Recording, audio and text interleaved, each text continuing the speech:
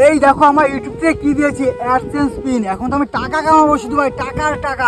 একজন কমেন্ট করেছে, দাদা তুমি তোমার গুগল অ্যাডসেন্স পিন দেখালে না তো আমাদের। তো এই যে আমার গুগল অ্যাডসেন্স পিন, আর এটা সত্যি আমি ভিডিও করিনি আমি। তখন আমার মনে হয়েছিল যে গুগল অ্যাডসেন্স পিন যদি দেখে নেয় অসুবিধা হবে, তো অসুবিধা নেই। আমার এটা হচ্ছে গুগল অ্যাডসেন্স পিন, আর আমি কি পিন ছিল আমার 6 সংখ্যার সেটাও তোমাদের দেখাবো, ঠিক আছে?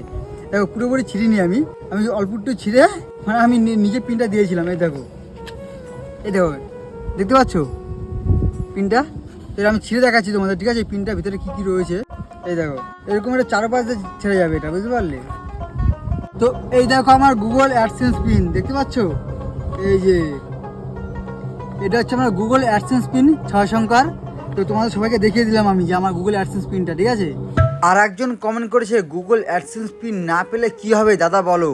দেখো তুমি যদি এটা না পাও তাহলে তুমি ইউটিউব থেকে টাকাই পাবে না, কারণ তোমার ভেরিফিকেশন কমপ্লিটই হবে না। এটা থাকলেই তুমি একমাত্র টাকা পাবে, তাহলে ভেরিফিকেশন কমপ্লিট হবে। এটা একটা গুরুত্বপূর্ণ জিনিস, আশা করি তোমরা সকলেই জানো এই ব্যাপারটা। তো চলো আজকের মতো বাই বাই।